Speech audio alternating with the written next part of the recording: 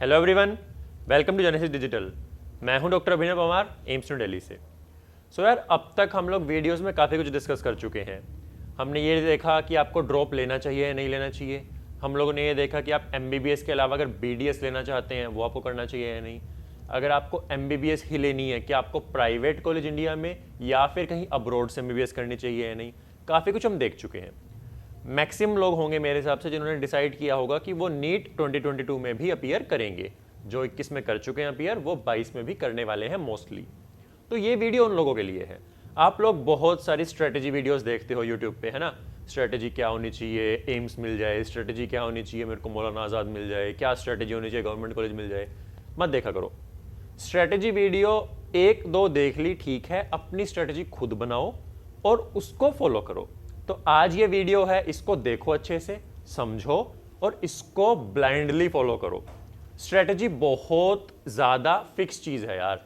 Path set होते हैं जिसको मेरे से पहले लोगों ने फॉलो किया, सिलेक्शन ली, मैंने फॉलो किया, मैंने एम्स में सिलेक्शन ली, मेरे जूनियर्स ने फॉलो किया, उन्होंने भी सिलेक्शन ली। तो बहुत फिक्स चीज़ें होती हैं जो बस थोड़ी इधर उधर करनी होती हैं अपने अकॉर्डिंग, और आपकी सिलेक्शन हो जाती है। तो आप ट्रस्ट कर सकते हो, आप मेरे ऊपर ट्रस्ट कर सकते हो, मेरी स्ट्रेटजी के ऊपर ट्रस्ट कर सकते हो और उसको फॉलो करो। बाकी सिलेक्शन आपकी कोई नहीं रोक पाएगा, ठीक है। तो अब नीट 2022 के लिए प्रिपेयर कर रहे हो आप, तो उससे पहले नीट 2022 की क्या क्या बातें थोड़ा वो देख लेते हैं यार। तो किसके लिए प्रिपेयर कर रहे हो आप देख रहे हो नीट 2022 के लिए। क्या क्या हो सकता है, बहुत सारी अनसर्टेनिटीज है एग्जाम के लेके। क्या क्या अनसर्टेनिटीज है, कब कंडक्ट होगा। मैं बार बार अपनी वीडियोस में बोल रहा हूं, मुझे लगता है मई से जून के बीच में एग्जाम कंडक्ट हो जाएगा। मतलब आज से सिर्फ और सिर्फ 6 महीने के राउंड बचते हैं। 6 से 7 महीने आपको मिलते हैं एग्जाम के लिए।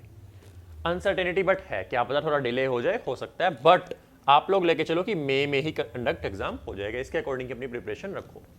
दूसरी अनसर्टेनिटी इससे भी बड़ी क्या है, मोड ऑफ एग्जाम क्या होगा, ऑनलाइन होगा या ऑफलाइन होगा। आपने ध्यान दिया होगा जितने सारे एग्जाम्स हैं नियरली ऑनलाइन पे शिफ्ट हो चुके हैं। जेई ले लो, एम्स पीजी ले लो, नीट पीजी ले लो, सारे के सारे अब कंप्यूटर बेस्ड होते हैं, पेन एंड पेपर नहीं होते। सिर्फ एक नीट यूजी मेजर एग्जाम बचा है जो अभी भी ऑफलाइन कंडक्ट होता है, but it is just a matter of time जब वो भी ऑनलाइन में शिफ्ट हो जाएगा। And I think may be next year exam online हो सकता है। तो आपको प्रिपरेशन इसके अकॉर्डिंग भी रखनी है, इसके अकॉर्डिंग भी रखनी है। ऑनलाइन अगर एग्जाम का नोटिस एग्जाम से 2 महीने पहले ही आता है तो आपके हाथ पांव फूल नहीं जाने चाहिए कि भाई ऑनलाइन आ गया, मैंने प्रिपरेशन तो सारी ऑफलाइन की थी। नहीं, हाइब्रिड रखो प्रिपरेशन, ऑनलाइन भी रखो, ऑफलाइन भी रखो, तो आपको दिक्कत ना आए चाहे एग्जाम कैसा भी हो। तीसरी क्या चीज है, अटेम्प्ट कितने होंगे, नंबर ऑफ अटेम्प्ट्स। 1-2 साल से बातें चल रही हैं कि जैसे जेई के लिए मल्टीपल अटेम्प्ट्स दिए जाते हैं, ऐसे ही नीट के लिए भी अटेम्प्ट्स दे दिए जाएं, एटलीस्ट 2 अटेम्प्ट दिए जाएं। हो सकता है एक ही हो सकता है 2 हो जाए। आप क्या क्या लेके चलोगे अपने लिए, एग्जाम मई में हो रहा है, ऑनलाइन या ऑफलाइन कैसे भी हो सकता है, एक ही अटेम्प्ट हो रहा है। ये अजम्पशंस लेके आप अपनी तैयारी करो। अगर लेट होगा तो वेल एंड गुड, बहुत अच्छी बात है। मल्टीपल अटेम्प्ट्स होंगे तो और अच्छी बात है। आप क्या वर्स्ट केस सिनेरियो के हिसाब से अपनी तैयारी रखो। अगर कुछ भी अच्छा होता है वो आपको एडिड बेनिफिट ही देगा। ये हो गई एग्जाम की बात। अब बात करते हैं नेक्स्ट, आपको किस चीज पर ध्यान देना है। आपको ध्यान देना है कि आपने जो गलतियां की थी इस बार नीट 2021 में, वो आपको रिपीट नहीं करनी। मैं बार बार बोलता हूं, सिलेक्शन के लिए आपको क्या देखना है, आपकी मिस्टेक्स रिपीट नहीं होनी चाहिए। जो गलतियां आप कर चुके हो उन्हें वहीं छोड़ दो, उन्हें रिपीट ना करो। गलतियां पहचानो, कुछ भी हो सकती हैं गलतियां, वो आपको पता है क्या हो सकती हैं गलतियां, कि आपका सिलेबस पूरा नहीं हुआ, 3 सब्जेक्ट का नहीं हुआ, किसी एक का नहीं हुआ, 2 का नहीं हुआ, कुछ भी हो सकता है। फिर हो सकता है कि सिलेबस तो हो गया बट आपने रिवाइज नहीं किया, आपकी रिवीजन नहीं हुई। हो सकता है रिवीजन भी हो गई, आपने जो अटेम्प्ट किया था पेपर वो ढंग से नहीं हो पाया। इसका कारण क्या हो सकता है कि आपको टाइम मैनेजमेंट ना आती हो, टाइम मैनेजमेंट, एमएक्सिस मैनेजमेंट, टाइम मैनेजमेंट ना आती हो। तो ये सारी मिस्टेक्स हैं, आपको पता होगी, आपके दिल को पता है आपने क्या मिस्टेक की है, वो चीज आपने अवॉइड करनी है। तो एक एक करके टैकल करते हैं। स्ट्रेटेजी वीडियो है तो ऑब्वियसली मैं हर एक चीज पॉइंट टू पॉइंट आपको बताऊंगा, आपको गाइड करूंगा कि आपको ये करना है, ये नहीं करना, खत्म। ब्लाइंडली ट्रस्ट करो, बिलीव करो मेरे ऊपर, फॉलो करो, सिलेक्शन हो जाएगा। एक एक चीज लेके चलते हैं। सिलेबस 3 सब्जेक्ट का लेके चलेंगे, 3 सब्जेक्ट के अलग अलग पोर्शंस का लेके चलेंगे, ठीक है। स्टार्ट करते हैं सिलेबस फिजिक्स का। मैं पर्सनली बायोलॉजी का टीचर हूँ, बायोलॉजी मेरा गोल्ड मेडल भी आया था बायोलॉजी ओलंपियाड में, इंडियन नेशनल बायोलॉजी ओलंपियाड में गोल्ड मेडलिस्ट हूँ। बायोलॉजी मेरा फेवरेट सब्जेक्ट है, फिजिक्स मेरा फेवरेट सब्जेक्ट उस टाइम पे होता था, बट आज मैं बायोलॉजी का टीचर हूँ पर्सनली। बट ऑब्वियसली नीट सिर्फ बायोलॉजी एकदम तो निकाल नहीं सकते आप, फिजिक्स और केमिस्ट्री भी करनी होती है, तो फिजिक्स सबसे पहले लेके चलते हैं क्योंकि सबसे ज़्यादा लोग इससे ही डरते हैं। मैं पर्सनली बोलता हूँ फेब से मार्च लेटेस्ट फर्स्ट या सेकेंड वीक तक, हार्ड खींच के थर्ड वीक तक आपका सिलेबस हो जाना चाहिए। मार्च 2022 टारगेट लेके चलो फिजिक्स का सिलेबस खत्म करने के लिए। फिजिक्स में मल्टीपल यूनिट्स हैं। गलतियां क्या करते हैं लोग, सबसे कॉमनेस्ट गलती क्या होती है, क्लासिकल मैकेनिक्स जो शुरू के कुछ चैप्टर्स हैं बच्चे उसको बहुत ज़्यादा टाइम देते हैं। क्लासिकल मैकेनिक्स में क्या आता है, kinematics, motion in 2D 3D, projectile motion, सब कुछ, rotational motion, centre of mass, ये सारी चीज़ें बहुत टाइम देते हैं बच्चे, बहुत ज़्यादा टाइम देते हैं। क्वेश्चन हार्डली पूरी यूनिट से 4 या 5 आते हैं, इतना टाइम नहीं देना है, पहली चीज़। दूसरी चीज़, इंपॉर्टेंट टॉपिक्स को एक्स्ट्रा टाइम देना है। कौन कौन से इंपॉर्टेंट टॉपिक्स है लिख लो यार, एक पेन एंड पेपर लेके आओ, वीडियो पॉज करो, लिखो। वेव्स बहुत इंपॉर्टेंट है, SHM बहुत ज़्यादा इंपॉर्टेंट है, थर्मोडायनेमिक्स बहुत इंपॉर्टेंट यूनिट है, मॉडर्न फिजिक्स काफ़ी ज़्यादा क्वेश्चंस आते हैं। तो ये चीज़ें हैं जिन पे आपको थोड़ा एक्स्ट्रा ध्यान देना है। बाकी थोड़ी चीज़ें थोड़ा कम कर सकते हो, करना सब कुछ है, छोड़ना कुछ नहीं है, बस इन पे आपको ज़्यादा ध्यान देना है। क्लियर है? इसके बाद बात आती है कि चलो भैया आपने बता दिया कब तक करना है और कौन सी चीज़ करनी है, कैसे करनी है। कैसे करनी है, फिजिक्स में और कोई फंडा नहीं है। फिजिक्स में कॉन्सेप्ट्स क्लियर होते ही प्रैक्टिस क्या, क्वेश्चंस या न्यूमेरिकल बोलते हैं जिनको, क्वेश्चंस करने हैं। कॉन्सेप्ट्स प्राइमरी हैं, जब तक आपके कॉन्सेप्ट्स क्लियर नहीं होंगे आप क्वेश्चंस की तरफ जंप नहीं करोगे। सबसे पहले कॉन्सेप्ट्स क्लियर करने हैं। खुद कर सकते हो वेल एंड गुड, नहीं कर सकते किसी टीचर के थ्रू करने हैं, करो, कोई दिक्कत नहीं है, बट कॉन्सेप्ट्स क्लियर करो, उसके बाद ही प्रैक्टिस करो। प्रैक्टिस भी कहां से करनी है, बेस्ट होते हैं previous year questions, PYQs। Previous year questions बहुत पुराने नहीं करने, 10, 15, 20 सारे क्वेश्चंस करो। बुक करनी है, मैं पर्सनली करता था DC Pandey and HC Verma. आप कोई एक बुक कर सकते हो, DC पांडे फॉर मेडिकल या HC वर्मा, करो, अच्छी बुक्स हैं, आप करोगे, प्रैक्टिस अच्छी खासी होगी। प्रीवियस ईयर क्वेश्चंस जरूर करने हैं। फिर बात आती है कि भैया चलो प्रैक्टिस का तो बता दिया आपने, कॉन्सेप्ट्स का बता दिया, क्या मुझे NCERT रीड करनी चाहिए फिजिक्स की? अभी मत करना, लास्ट तक लेके जाना। मैं NCERT का बहुत बड़ा फॉलोअर हूं, बट फिजिक्स के लिए नहीं। फिजिक्स की NCERT थोड़ी लिंक करके बातें चलाती है, तो अभी हम पढ़ोगे तो कंफ्यूज हो जाओगे, लास्ट में पढ़ना उसको, ठीक है? जब आपका सिलेबस हो जाए एक बार, तब एक बार रीडिंग देना फिजिक्स की NCERT को। चलो ये बात हो गई फिजिक्स की।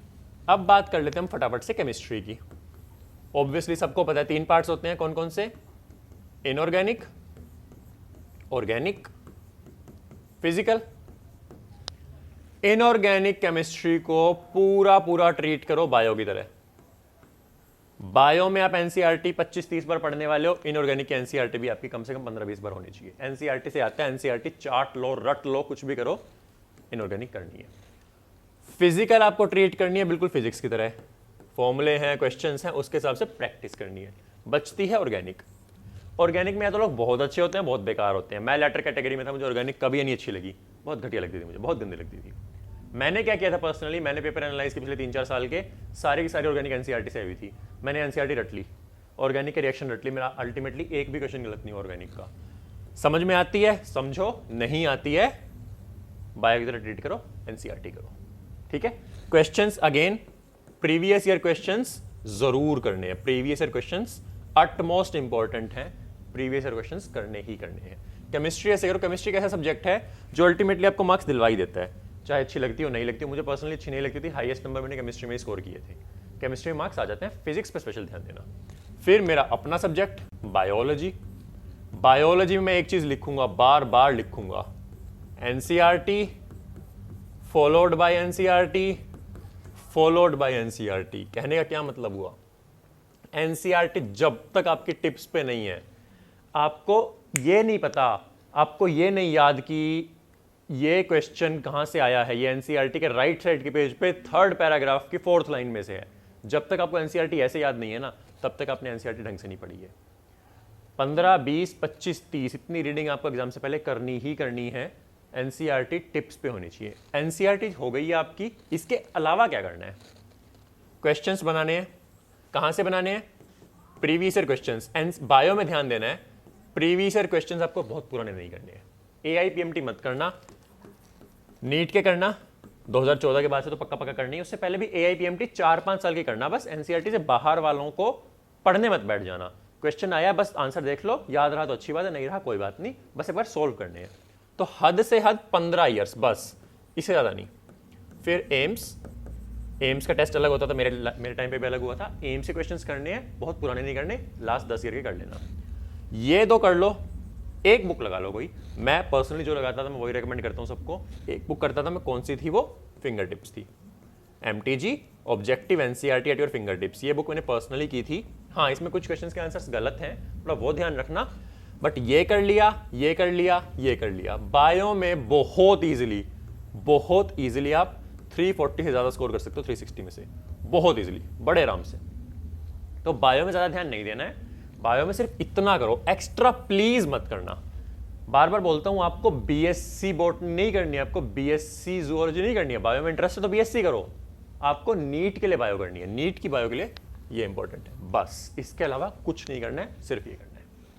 चलो, ये तो हो गई सिलेबस की बात की उन लोगों के लिए कि सिलेबस पूरा नहीं हुआ तो हमें और क्या करना चाहिए। तो सिलेबस आपको ऐसे पूरा करना है। फिर आती है बात रिवीजन। तो सिलेबस पूरा करने के लिए आपके पास एक टाइम फ्रेम होना चाहिए, एक टाइम प्लान होना चाहिए कि कब तक आपका सिलेबस पूरा हो जाएगा। फिजिक्स के लिए मैंने बोला मार्च एंड, मार्च मिड या मार्च एंड। केमिस्ट्री भी मार्च स्टार्टिंग तक। बायो आपकी जैन या फेब में हो जाएगी तो बहुत बढ़िया। इस सब के लिए मेरा जो टेलीग्राम चैनल है, नीचे आपको डिस्क्रिप्शन बॉक्स में लिंक मिल जाएगा। काफी लोग ज्वाइन कर चुके हैं। मैंने प्रॉपर बहुत अच्छे से रिसर्च करके खुद सिलेबस बनाया, शेड्यूल बनाया, उसको फॉलो करो। फेब और मार्च की डेडलाइन है सिलेबस के हिसाब से, इसको फॉलो करो। टेलीग्राम चैनल अभी ज्वाइन करो जाके और शेड्यूल देखो। जो वीकली टॉपिक है उसके हिसाब से डेली क्विज़ेस चल रही हैं। हर सब्जेक्ट का एक दिन फिक्स है। बायो और केमिस्ट्री, फिजिक्स और केमिस्ट्री के लिए 2-2 दिन है, बॉटनी का एक दिन है, जूलॉजी का एक दिन है। तो हर दिन 15-15, 10-10, 15-15 क्वेश्चन की अच्छी क्विज चल रही है, बहुत बच्चे आंसर्स कर रहे हैं और वीकली वीडियोस भी सॉल्यूशन की जा रही है। तो टेलीग्राम चैनल अभी ज्वाइन करो, आपको एक आइडिया लग जाएगा कि आपको कैसे शेड्यूल करना है अपने नेक्स्ट 6 मंथ्स को। ठीक है। रिवीजन आपकी इस तरीके से होनी चाहिए कि आपने फेब या मार्च तक अपना सिलेबस पूरा कर लिया है। उसके बाद आप बचे हुए मार्च में, अप्रैल में और मई में, मोस्ट प्रोबेबली मई फर्स्ट वीक में नहीं होना चाहिए नीट, शायद मई एंड तक ही हो। जो 2-3 महीने आपको मिलते हैं उसमें आप 2 से 3 रिवीजन अच्छे से कर लोगे, ये टारगेट होना चाहिए। 2 से 3 रिवीजन बहुत अच्छे से हो जानी चाहिए आपकी। ये हो गई रिवीजन की बात। इस सबसे इंपॉर्टेंट, इससे भी इंपॉर्टेंट चीज होती है टाइम मैनेजमेंट। मेरे बहुत सारे बच्चे जिनको मैं पर्सनली पढ़ा रहा हूं अभी बायोलॉजी, जो इसलिए ड्रॉप कर रहे हैं क्योंकि उनसे पेपर ही पूरा नहीं हुआ था, टाइम मैनेजमेंट नहीं कर पाए, नीट 2021 पूरा ही नहीं हुआ तो ड्रॉप करना पड़ा। टाइम मैनेजमेंट के लिए एक बहुत अच्छी टिप देता हूं मैं आपको। जब भी क्वेश्चन सॉल्व करने हैं, क्वेश्चंस जब भी सॉल्व कर रहे हो आप, बुक में मार्क नहीं करने हैं, पेपर पे नहीं लिखने हैं, OMR शीट पे करने हैं। OMR शीट भी आपको मेरे टेलीग्राम चैनल में मिल जाएगी, डाउनलोड कर लो PDF, प्रिंट निकलवा लो, फिर उसकी 50 से 100 फोटोस्टेट कॉपी करवा के रखो। जब भी आप क्वेश्चन बनाने बैठो, फॉर एग्जांपल आप फिजिक्स के क्वेश्चन बना रहे हो, फिजिक्स क्वेश्चन कर रहे हो आप और 70 क्वेश्चन है, आप क्या करो 1 to 45 क्वेश्चंस को ट्रीट करो कि आप नीट के लिए कर रहे हो। क्या करना है आपने? शांत कोने में बैठना है, टाइमर ऑन करना है, OMR शीट लेनी है, 1 से 45 क्वेश्चन बनाने स्टार्ट करने हैं। OMR शीट पे नाम, रोल नंबर, हाइपोथेटिकल कोई भी रोल नंबर भर देना, हर डिटेल भरनी है, क्वेश्चन सॉल्व करना है, OMR में भरना है, क्वेश्चन सॉल्व करना है, OMR में भरना है, टाइमर देखते रहना है। टाइमर इस लगा के रखना है, आपका आइडिया होना चाहिए कि 45 to 1 आवर में आपकी फिजिक्स हो जानी चाहिए। तो हो सकता है इनिशियली आपको 1.5 से 2 घंटे लगे, धीरे धीरे आपको टाइम कम करना है। कोई भी सब्जेक्ट हो, कोई भी क्वेश्चन हो, आज से ही आदत डाल लो, आप OMR के अलावा क्वेश्चन सॉल्व कहीं करोगे ही नहीं, सिर्फ और सिर्फ क्वेश्चन OMR पे सॉल्व करने हैं। आज से ही पूरी आदत डाल लो। मैंने पर्सनली किया था। टाइम मैनेजमेंट इतनी अच्छी हो जाती है कि लास्ट में आपके पास टाइम बच जाएगा। मेरा पेपर 2 से 2.25 घंटे में हो जाता था, लास्ट 1 घंटा में सिर्फ और सिर्फ रिवाइज करता था और अपनी गलतियां सुधारता था। तो आपको अभी से प्रैक्टिस करनी है OMR पे, ठीक है। ये चीज बहुत जरूरी होती है और बहुत लोग इसको नहीं करते हैं, तो ये आपको आज से ही करनी स्टार्ट कर देनी है, ठीक है। चलो, इसके अलावा बात होती है कि एग्जाम अटेम्प्ट कैसे करना चाहिए। कहने का क्या मतलब है? सब्जेक्ट कौन सा उठाओ भाई। मैं हमेशा बोल दूं अपने बच्चे को, फिजिक्स लास्ट में नहीं करनी, बस बाकी कोई भी परम्यूटेशन कॉम्बिनेशन लगा लो, फिजिक्स लास्ट में नहीं छोड़नी। मेरा पर्सनल क्या होता था, सबसे पहले मैं बायोलॉजी करता था। क्यों? 180% 90% बायोलॉजी के हैं, हार्डली 30 से 45 मिनट्स लगते हैं और मोस्टली क्वेश्चन सही हो ही जाते हैं। तो आप आधे घंटे में अपना आधे से ज़्यादा पेपर, आधा पेपर आप सॉल्व कर चुके हो, बहुत बड़ा कॉन्फिडेंस बूस्ट मिलता है। इसके बाद मैं फिजिक्स करता था, अच्छे से 1 घंटे ग्राउंड करके फिजिक्स करता था मैं, फिर मैं केमिस्ट्री करता था। यही अप्रोच आप कर सकते हो यूज़, आप इनको इंटरचेंज कर सकते हो कि आप फिजिक्स पहले कर लो, बायोलॉजी इधर ले आओ, केमिस्ट्री पहले कर लो, फिजिक्स इधर ही रहने दो। बट फिजिक्स कभी भी लास्ट में नहीं जानी चाहिए। फिजिक्स लास्ट में करोगे, टाइम नहीं बचेगा, क्वेश्चन सॉल्व नहीं होंगे, एक भी क्वेश्चन में जरा सा भी टाइम लग गया, कॉन्फिडेंस लूज आउट कर जाओगे। ध्यान रखना, नीट एग्जाम के 3 घंटे जो होते हैं ना, आपकी लाइफ के सबसे इंपॉर्टेंट 3 घंटे हैं। उसमें कॉन्फिडेंस मेक और ब्रेक करता है आपकी रैंक को, आपकी सिलेक्शन को कॉन्फिडेंस बताता है कि आप सिलेक्शन ले पाओगे या नहीं ले पाओगे, कॉन्फिडेंस डिसाइड करता है। ठीक है, तो फिजिक्स लास्ट के लिए छोड़ दिया आपने, मान लिया 1.5 घंटा बचा हुआ, कोई बात नहीं, 2 क्वेश्चन नहीं सॉल्व हुए, कॉन्फिडेंस वहीं पे लूज आउट हो जाएगा। आप उस 2 क्वेश्चन में इतना टाइम लगा दोगे कि आप आगे क्वेश्चन भूल जाओगे, आप टाइम में कर ही नहीं पाओगे। तो आपको फिजिक्स लास्ट के लिए कभी नहीं छोड़नी है, ये होती है एग्जाम अटेम्प्ट चीज। ठीक है, चलो इसके अलावा कुछ चीजें हैं जो मैं बोलूंगा कि आप आज से ही स्टार्ट कर दो। सबसे इंपॉर्टेंट चीज है शेड्यूलिंग। मैं बार बार बोलता हूं, आपके पास डेली, वीकली, मंथली शेड्यूल होना चाहिए।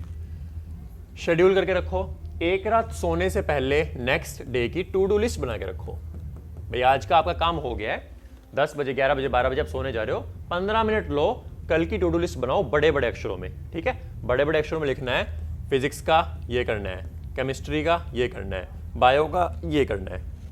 अगले दिन जैसे जैसे आपको होता जाए, रेड पेन से क्रॉस करना है, इसको बड़ा बड़ा क्रॉस लगाना है। जैसी टास्क होगी क्रॉस, ये टास्क होगी क्रॉस, ये टास्क होगी क्रॉस। जिस दिन आपकी टू डू लिस्ट पूरी पूरी खत्म होने लग गई ना, मतलब आप सही ट्रैक पे हो। ठीक है, तो आपको टू डू लिस्ट जरूर बनानी है, शेड्यूलिंग जरूर करनी है।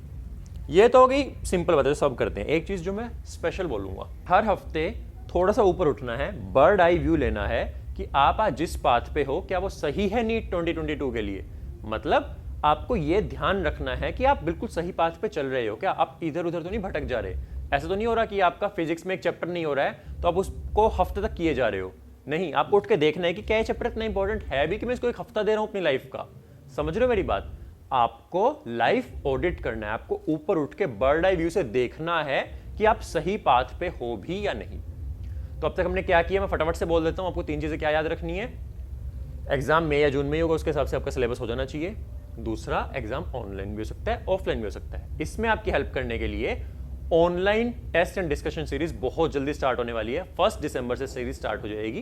क्या होगा इसमें, जो प्रीवियस ईयर टॉपर्स हैं और जो इस साल के बच्चे जिन्होंने अच्छे नंबर से सिलेक्शन ली है, वो आपके लिए एक्सक्लूसिव टेस्ट बनाएंगे, बहुत अच्छे क्वेश्चंस बनाएंगे, बहुत ट्रिकी ऑप्शंस के साथ, जिससे आप लोग गलतियां करो, आप यहां गलतियां करो, आप नीट में गलतियां ना करो। और फिर हर एक टेस्ट के, हर एक क्वेश्चन के, हर एक ऑप्शन की डिटेल्ड डिस्कशन होगी।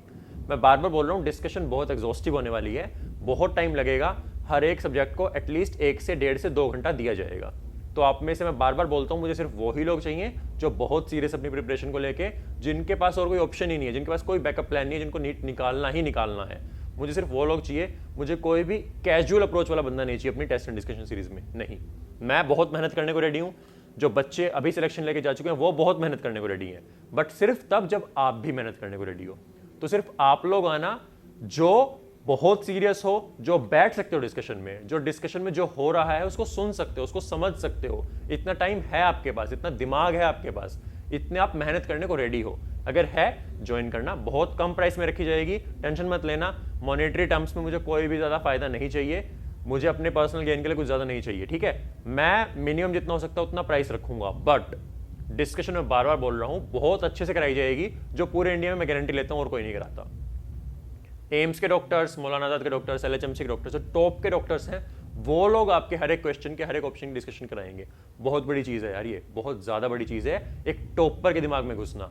आपको ये पता चलेगा कि एक टॉपर कैसे सोचता है और आप कैसे सोचते हो।